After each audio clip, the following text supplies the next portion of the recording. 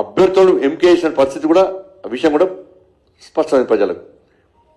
అందుకే ఈ రెండు పార్టీలను పక్కబెట్టే ఇవాళ భారతీయ జనతా పార్టీకి ఇవాళ ప్రజలు బ్రహ్మరథం పట్టారు.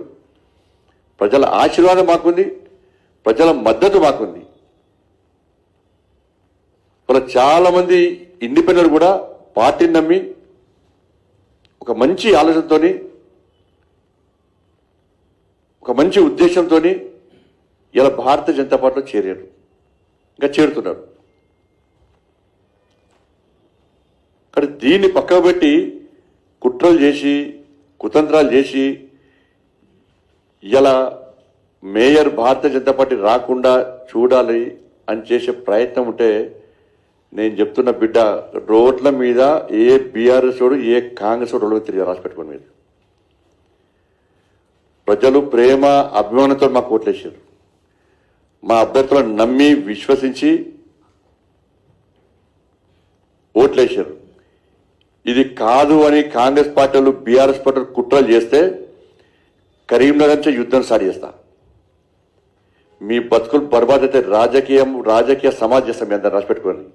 మీకు భారతీయ జనతా పార్టీ కార్యకర్తల దమ్ము తెలియదు, భారతీయ జనతా పార్టీ శక్తి ఏందో మీకు తెలియదు, కరీంనగర్ ప్రజల ఐక్యత ఏందో మీకు తెలియదు. ఇవాళ అదే ప్రజలు రోడ్డుకి ఎక్కిస్తాం. మేము అదే ప్రజలు రోడ్డుకి ఎక్కిస్తాం. ఒక్కొక్క బీఆర్ఎస్ వారు కాంగ్రెస్ వారి సంగతి మేము చూస్తాం. మాకు అధికారం ముఖ్యం కాదు. మీరు ఏం చేసినా 100% కరీంనగర్లో మేయర్ మేము అవుతాం. రాసిపెట్టుకోండి. మీరు 100% మేయర్ మేము అవుతున్నాం. ప్రజల ఆశీర్వాదం మాకుంది. ఒక లక్ష్యం కోసం మేయర్ అవుతున్నాం. కాదని మీరు అడ్డుకుంటే ప్రజలు తిరగబడే స్థాయికి మేము తీసుకొస్తాం. రోడ్ల మీద తిరిగి రాసిపెట్టుకోండి. మీరు ఎక్కడ కూడా అసలు కరీంనగర్ దమ్మేందో, భారతీయ జనతా పార్టీ కార్యకర్త దమ్మేందో, Bharatiya Janata party దమ్మేందో already plan చేసుకున్నాం. మేము దానికి మీరు సిద్ధమైతే చలో రండి పెంచుకుందాం. పక్క సాక్షాత్తు రాష్ట్ర ముఖ్యమంత్రి ఇన్వాల్వ్ అయ్యి ఇలా అడ్డుకునే ప్రయత్నం చేస్తే ఇలా కాంగ్రెస్ అక్కడి నుంచి స్టార్ట్ చేస్తా. లక్షల మంది మహిళలను రోడ్డుకి ఎక్కిస్తా. నీ 2,500 ఎందుకేమో అక్కడి నుంచే ప్రశ్నిస్తా. 2,500 రూపాయలు ఎందుకు ఇస్తావు మహిళలందరూ రోడ్డుకి ఎక్కిస్తా. దేశం మొత్తం కరీంనగర్ చూడాలి. ఇవాళ దేశం మొత్తం కరీంనగర్ చూస్తున్నది. కరీంనగర్లో భారతీయ జనతా పార్టీ విజయం సాధించింది. ఇవాళ మేము చేసే యుద్ధం కూడా దేశం మొత్తం చూడాలి. 2,500 రూపాయలు ఎందుకు ఇస్తావు? లక్షల మంది రోడ్డుకి ఎక్కిస్తా. 4,000 రూపాయలు ఆ తాతమ్మలకు అమ్మమ్మలకు ఎందుకు ఇస్తావు? వాళ్ళని కూడా రోడ్డుకి ఎక్కిస్తా. నడువ రాకుండా, కుసో రాకుండా, కనబడ్డా కనడుకున్నా వాళ్ళని రోడ్డుకి ఎక్కి వాళ్ళతో ఆందోళన చేస్తా. నేను చేపట్టే ఆందోళన ఏందో రేవంత్ రెడ్డి గారు తెలుసు, కేసీఆర్ కొడుకు తెలుసు ఏందన్నది.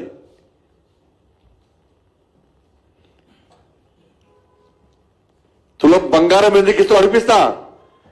యువత అందరూ ఉడుకెక్కి ఉద్యోగాలు అవి, మా స్కూటీలు అవి, లక్షల మంది ఉడుగు ఎక్కిస్తా. పక్క 4 DAలు ఎందుకు ఇస్తలేవు?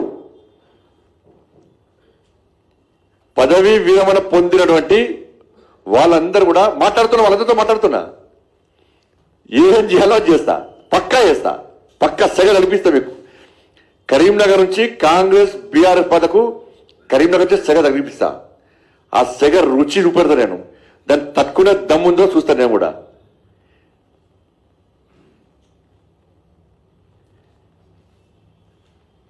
ఫీజు రియంబర్స్మెంట్ లేక నిన్న ఎలక్షన్ల ప్రచారం పోతే చాలా మంది పేద విద్యార్థులు, సార్ మా సర్టిఫికేట్ ఇస్తారు సార్, మాకు హాల్ టికెట్ ఇస్తారు సార్, ఎగ్జామ్స్ ఉన్నాయి సార్, వాళ్ళకి ఫీజు రియంబర్స్మెంట్ ఇస్తారట, యాజమాన్యం ఇబ్బంది పడుతుంది, మరి మేమెట్లా సార్ అని చెప్పి ఎగ్జామ్స్ రాయలేని పరిస్థితి. ముఖ్యమంత్రి గారు ఏం చేయాలి? నువ్వు యాజమాన్యం బెదిరించుడు కాదు, బ్లాక్ మెయిల్ చేసుడు కాదు, విద్యార్థుల భవిష్యత్తు గురించి ఆలోచించు. మరి విద్యార్థులకు సర్టిఫికేట్ ఇస్తురా? విద్యార్థులకు హాల్ టికెట్లు ఇస్తురా? ఎక్కిస్తా. వాళ్ళ రోడ్డు మీకు ఎక్కిస్తా. 100% ఎక్కిస్తా. వాళ్ళ మీరు రోడ్డు మీకు ఎక్కిస్తా. యూరియా విషయంలో రోడ్డు మీకు ఎక్కిస్తా. రైతులను ఏది ఇష్టపడే ప్రసక్తి లేదు. నేను మళ్ళీ చెప్తున్నా, నేను భయపడుతున్నా కాదు, నేను అటువంటి పొలిటీషియన్ కాదు, మీరు చిల్లర రాజకీయాలు చేసే పొలిటీషియన్ కాదు. కానీ మీరు చిల్లర రాజకీయాలు చేసే పొలిటీషియన్ అడ్డుకునే దమ్ము నాకు ఉన్నది. వాళ్ళ నేను ఇలా నిద్రాహారాలు మాని తిండి తిప్పలు లేకుండా